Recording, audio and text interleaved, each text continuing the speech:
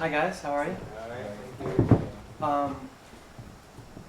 This talk is to share with you guys something that I had an insight about that I hope can open your minds to an idea you might not have even pondered or thought about.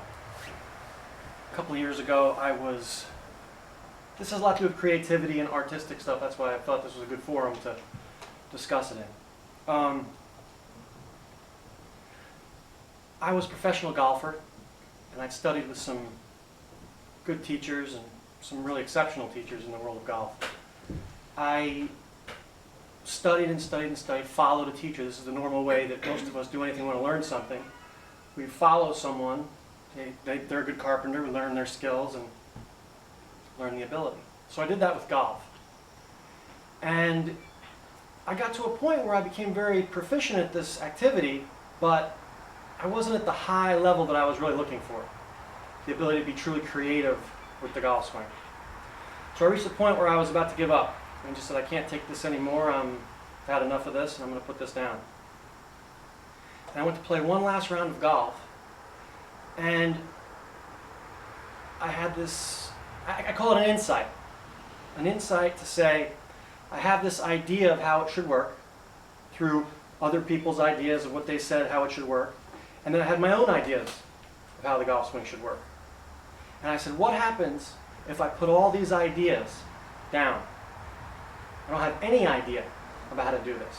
What's left? And in that moment, there was a spark that went off in my mind where I sensed freedom for the first time. And freedom in the sense that I no longer had direction guiding me which way I was going to go.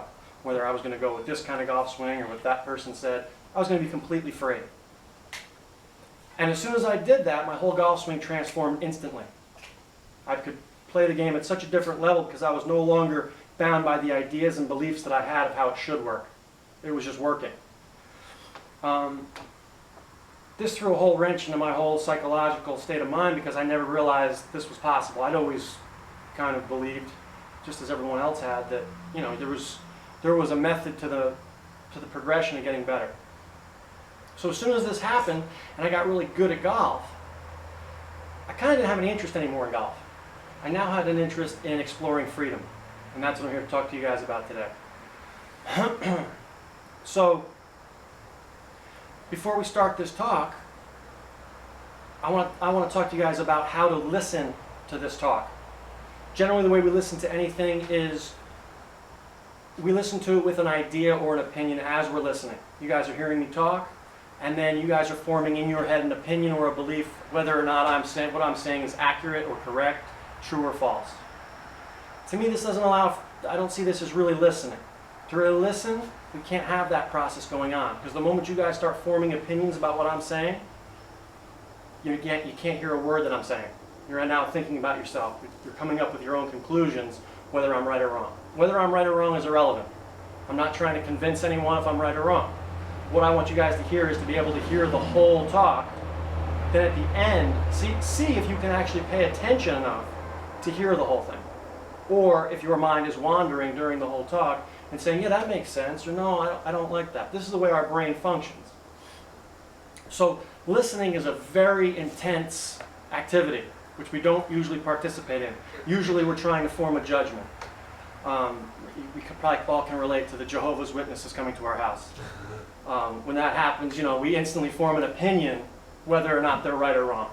And a lot of people form the opinion they're wrong and they push them out the door. So it's like that with this. If you're going to actually hear me, let's form no opinion. When you get done, if you say that was crazy, that's fine. But in the process, see if you can hear what I have to present. So here we go. See if that's possible. And if it's not, be aware that it's not possible. It's very difficult to actually pay attention like that. This is not concentration. We don't want to force ourselves to listen. If you find yourself unable to listen, your mind is wandering, pay attention to the wandering. True attention is paying attention to what's going on. So freedom, creativity, that's what this whole thing is about. Creative people doing creative things. Intelligence. I think intelligence is the highest form of creativity. If we're creative, we're being intelligent. The whole reason that I'm talking to you guys is because once I saw this freedom, was able to actually look at things without an opinion or a belief. You know, I used to have religious ideas, I used to have religious beliefs, I used to have political beliefs, political ideas, just everything. I had my own opinions and beliefs. Once I saw that these opinions and beliefs were not allowing me to see what was really going on, I had to look at them and see if they were a limiting factor in my ability to actually make good choices in my life. And I saw that I was bound by these ideas and beliefs. If I believed that it was wrong to do something, that belief would not allow me to see the possibility of not doing it. So we can see in this world that we live in, the actions that are being taken by humanity are based on ideas and beliefs. We have an idea that the Muslim countries are wrong, and we're going to go to war to fight that idea and belief. I'm not saying it's wrong or right. I'm just saying this is what is actually happening. We're fighting wars and we're fighting conflicts based on ideas and beliefs.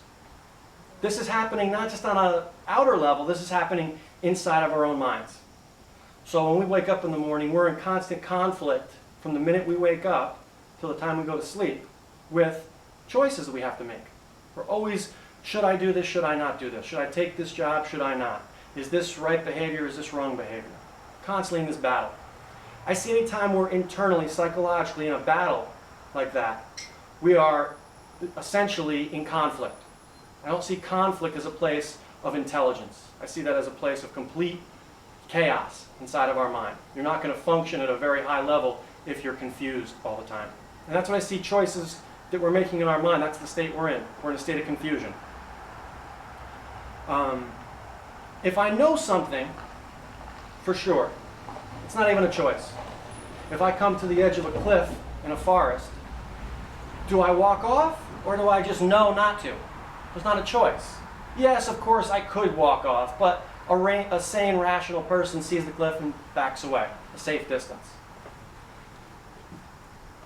Anytime our mind is in a state of choosing what to do, we are in a state of confusion. We can just all look at that in our own minds. If I have to choose whether it's right or wrong to go and do something, and I don't know for a fact that I should do this, if there's any doubt, we're somewhat confused. Confusion is not an intelligent action. I see intelligence as the ending of all confusion. An intelligent person is not confused.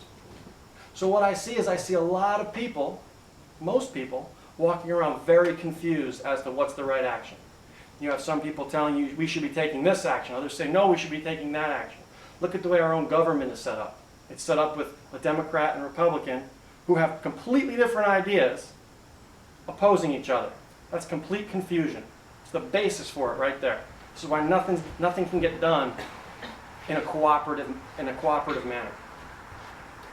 So we have to look at this. This is more of what I'm trying to get you to look at is not how to change things outwardly. I see the outward expression of war, violence, greed, all that stuff as just the inner state of what we deal with every day. And if we can solve that problem for ourselves, the outer takes care of itself. We're not dealing with the inner. So we have socialism and communism and all these outer ways to change humanity. It hasn't worked. It's not working. So I'd say instead of trying to change things outwardly, let's see if we can change things inwardly. See if where the real cause of these problems is coming from. Freedom, from what I see, is the key to this whole problem. We're not free.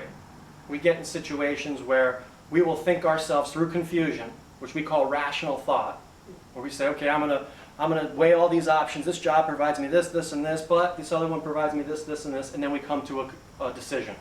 That decision is made through confusion. That is not a place to be making decisions from. So that's how I performed my golf swing for all those years. Well, this system seems to be the best way, but this one offers this, so I'll try and mix and match, or I'll stick with this one only. Once I put all ideas and opinions down, I was free to see what was really going on. And what was going on was confusion. That was the bottom line. So if you were able to just see the confusion, instantly you're no longer confused. It drops away, because now you've shed light on something you had no idea that was even going on. And this is what I see going on all the time with us as a society.